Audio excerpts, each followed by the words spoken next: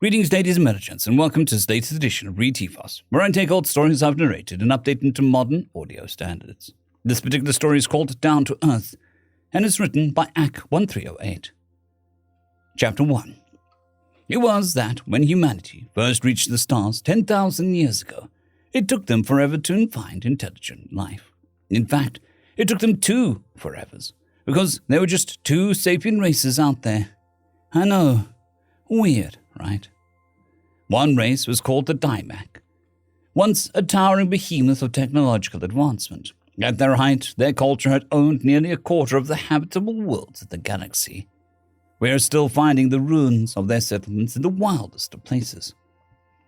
But by the time humanity encountered them, they were a fading ghost of their former glory. They were down to just 50 worlds by then, and fewer every century. By the time humanity located the other race at the other end of the galaxy, because why not, they were down to 10, then 1, then none. Why? Nobody really knows for sure. It wasn't disease, as far as we can understand things. It wasn't war either, external or internal. Despite their track record and such things, humanity had disclaimed responsibility in this particular extinction event, and I tend to believe them. One of the reasons I say this is because of the other extinction event. The Rennick gained sapience about 1,000 years before humanity left Earth and encountered either species, and asked for freedom from their servitude. When they were rebuffed, they demanded it. Then they took it. War came next. While it is nowhere near being an extinction-level event, I personally think that it lit a fuse in what eventually brought both races down. Their forces pounded each other to oblivion for indeterminate time. From archaeological evidence, the war lasted more than a century. Then, apparently realizing on both sides that even if they kept this up until they drained their resources to the last drop, neither one would win. They pulled back to opposite sides of the galaxy and there they declined, apparently, unto death. Humanity, on encountering the Dymac, tried to make diplomatic contact. It was rebuffed repeatedly. The Dymac didn't want to meet them, didn't want to learn their language and talk with them, wanted nothing to do with them. While they didn't actually launch attacks on human craft, they treated all approaches with the utmost of suspicion. This attitude was maintained until the last Dymac caretaker of the last Dymac city on the last Dymac world took his place in a sarcophagus that he had prepared for himself, then gave the command that turned out the lights forever. Meeting the Radic answered a few questions about Dymac decline, but not all of them.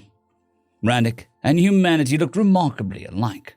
I suppose encountering a race that bears the face of your most humiliating defeat would cause problems. While the Radic were a little more forthcoming than the Dymac, they were still intensely unhappy with humanity's presence. The humans only resembled the Radic's progenitors in the most basic way. 2 legs, 2 arms, 1 head. But humanity was a freely evolved life form who numbered domestication amongst their many, many, many skills. They wanted nothing to do with any race that would subjugate another species to its will. I can't say I really blame them. Even though humanity left slavery and sapient beings, their own race, far back in the distant roots of the pre-spacefaring days. Let me tell you, the lesson I attended on human history sure opened my eyes. Like the Dymac, the Radic were in decline when humanity encountered them. Knowing a little more about them then, it is possible to make an educated guess about what happened there. My best guess saddens me beyond belief. It's a fact that the Radic were created as a slave race to serve their masters. My belief is that impulse towards subservience, ingrained so deeply within the biotech matrix essential to their very sapience, was at war with their learned independence. They itched to serve, yet were violently opposed to it. Their fragile racial pride would never have allowed them to admit that they couldn't dig the programmed needed out of their psyche without lobotomizing themselves. And so, when they won their struggle and took their place at the far end of the galaxy, they simply ceased to care about their own existence. Their last settlement stopped emitting signals approximately a century after the Dimech died out. I wonder if they felt like some kind of sour satisfaction that they had outlasted their makers. Humanity watched all of this and chronicled what it could. Out of respect for the vanished races, they left the last resting places for each race alone, but went through the abandoned ruins on every other planet for what tech they could scavenge and make use of. Humans are really good at that. We weren't around for this bit, of course. By we, I mean my species, the Parrot. Humanity found us bumbling along at the hunter-gatherer level on our home planet. We'd barely gotten past the idea that some of the lights in the sky moved differently to other lights. When one of the lights came out of the sky and landed in a welter of fire and smoke and thunder, undoubtedly scaring several shades of excrement out of my distant ancestors. Things moved fast for wee Parrot after that. Without quite taking over our destiny, humanity examined us, then taught us medicine, the sciences, and how to master technology. At every step, they encouraged us to push forward and innovate in our own way. Thus, it was a Parrot in a Parrot-designed aircraft that first took powered flights to the skies of our world. That a human-crewed craft was flying alongside, ready to render assistance, was immaterial. We did it in our craft, our way. Humans had surveyed our solar system, but it was the Parrot who landed and explored the other planets. And Parrot designed and constructed spacecraft. Once we were self-sufficient in our own right, humanity stepped back and let us get on with it. A few of them hung around to keep an eye on us, and, in their own words, to see what you little guys get up to next. But in the main, we were left to develop and explore on our own. In the meantime, humanity had gone on to find another race that looked interesting. This turned out to be a reptilian Sistaran. We had nothing on Parrot that resembled them, but one of the human explorers is on record saying, "Holy crap, spiky velociraptors!" Having associated closely with Sistaran many times and also viewed representations of velociraptors, which are apparently extinct reptiloids from before humanity's tenure on their home planet. I cannot disagree with that assessment. Though more inclined to violence than Parrot, the Sistaran learned the lessons humanity taught them and eventually began to expand through their own volume of space. And so it continues to go on. I cannot help but wonder if humanity's urge to bring other species up to their level is a symptom of a deeper loneliness. When they first reached the galactic stage, they sought out other races to associate with, at the very least, to brag, "Hey, see what we did?" Is universal to every race I know of. But the Dimech and the Radic weren't interested, being invested in their own problems. So they found someone else to talk to, and we will be forever grateful. From the Chronicles of Jacob Phelan, Parrot Amateur Historian. Chapter 2. Excuse me, good sapient, I'm Jacob Phelan. What do you think about humanity? Tromba has quantum-tronics trainee, and 3 meters of good-natured muscle looked up from his morning beverage.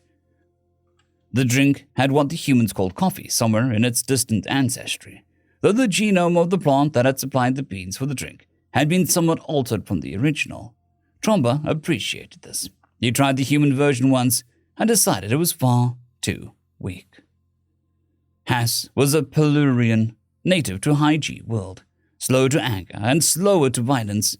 Pelurians tended towards placidity, and Tromba was no exception. "What do I think of humanity?" he asked, repeating the question as if testing it, letting the words roll out in a slow, thoughtful rumble. "They are interesting to be around. Their brains are like fireworks. While I am having one idea, they're having 10. But they always stop to listen to my idea and give their opinion on it. And they are patient with me. Not all races are." He paused, looking curiously at his interlocutor, a meter-tall Parrot. Humans had likened the furry primates to something called a sugar glider. "Why do you ask this question?" "Because I'm curious," was the immediate answer. Tromba held back a snort of derision. Parrot were always curious. Not unlike humans, they could ask 10 questions before he was done answering one. Unusually for the species, this one had yet to finish his own answer. If it wasn't for humanity, I wouldn't be here. You wouldn't be here. Some people might resent that, though, so I'm going around asking people. I understand. And Tromba did. It was always worth getting the wider view before taking action. So, what do you think about humanity? I like them. They could have easily made us into a servant race, as the Dimac did the Radic, Jekko said, as thoughtfully as Tromba had ever heard one of his species speak. Oh, just pets. I've heard them calling us cute so many times that it doesn't mean anything anymore. But instead, they gave us the chance to make something of ourselves, gave us wings of metal and plastic so that we could fly right off the planet. I was never interested in spaceflyer as a career, Tromba mused. Prefer to keep my feet on the ground. Do you actually fly? As he understood things, the parrot grasp on three-dimensional geometry made them superior pilots. Only for a hobby, Jekko admitted. I do go for a glide every now and again. It's good to keep my hand in, he broke off as his nostrils flared and his whiskers twitched. Did you feel that? I did. Tromba turned his head to the initial waves of euphoria washing over them. This is the second ascension this week. Standing up as hurriedly as he could, he left his drink where it was. There were more important priorities right then. Let us go and see. Hurrying side by side, the two mismatched sentients went down the street and turned the corner. There, standing in the middle of the plaza, was a glowing figure. Ascension was a phenomenon that had been appearing here and there in the civilized worlds of the last century. The rate slowly increased. There was no real pattern leading up to it, whether by race or place, but everyone to whom it occurred was known as a particularly accomplished member of their species, and it never happened to anyone who was in the middle of unfinished business. The glow was as unexplained as the actual ascension itself. No computerized optics or even ordinary image capturers could register the glow, and in fact, it was visible even when the eyes were closed. When out of sight, it came through as a sense of euphoria, rising sharply until the ascension was over. This time, it was a Tereki. The tentacular Sophont stood in the middle of a road, its multiple eye stalks turned skyward. It's beautiful, the Tereki fluttered. All I've ever dreamed of. Thank you. Thank you all. The words trailed off, reaching a higher and higher notes as the glow brightened and the feeling of euphoria intensified. An auditory illusion, not unlike a musical note of unparalleled clarity, began to run up the scale. And then, in an instant, it was over. The light flashed, then died away. The music faded, and the Tereki's garments lay abandoned on the roadway, their owner having sublimated into whatever reality the Ascended went to. All around, those who had witnessed the event began to disperse, softly discussing what had happened.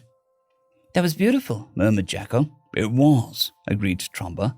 That was one of my professors at the academy. We all thought that he would ascend someday. I'm glad to see that we were correct. Together, they walked in companionable silence back to the sidewalk cafe. Chapter 3. What do you think of humanity? Jekko had asked the same question of many sapiens on dozens of worlds. He had received a wide variety of answers. Nearly all had been positive. Oddly enough, the only answers that could even remotely be considered negative had been from humans. After all, if he was polling for answers about a particular species, why not ask a member of that species? In all honesty, he'd expected nothing but glowing responses. He knew that was how he'd respond if someone asked him what he thought of the Parrots as a race.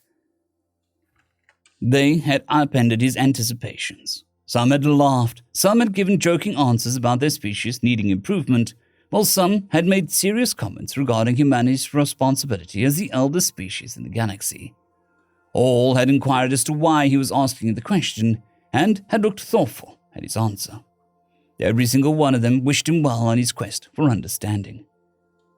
Now, he was asking the question of an elderly sister Anne under a shady tree, on a world 3,000 light years away from the place where he'd been speaking to Tromba, the Pellerin, when the Tereki ascended. The sister Anne scales were starting to fade, and his bony spikes were dull and blunt. He had about him an air of someone who has lived a life well spent. It isn't interesting that you might ask that. Pharasis, as the Sisteran was called, stretched out his tail to catch a little more of the sunlight. It is a question that I have been thinking over this past decades. Deep behind his voice was a faint hiss that came with minimal lips and a narrow tongue, but he appeared to have overcome his racial speech quirk. Did you know the ascensions only begun after humanity left their home planet and begun to explore the galaxy? Jacob frowned, his mobile ears lowering. No, I didn't know that. I thought they'd always been happening. Pharasis let out a sound akin to a leaking steam kettle, his species' version of laughter. Oh no, little furry youngster. No Dimac record ever made mention of ascension. Neither did the Radix. And in fact, while some human legend suggests such a thing as happening as far back in their history, thousands of years before they ever left their planet, it has not happened since they ventured into the galaxy. He paused to let the point sink in. The only species who ascend are those of us who have been assisted into the light by humanity. What? Jacko hadn't known that either.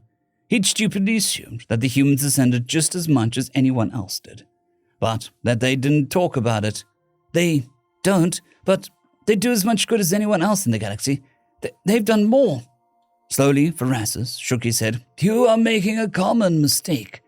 Ascension does not happen because one has performed good deeds or is particularly saintly. It comes when someone has reached a pinnacle of which they are capable, and they are satisfied with their works. And this is why humans do not ascend, because they are forever dissatisfied with their own masterpieces, and they are never, ever finished with that they are doing.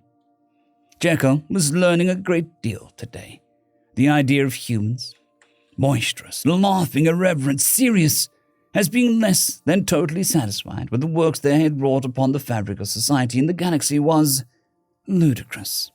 It was only thanks to humanity that there was a fabric of society.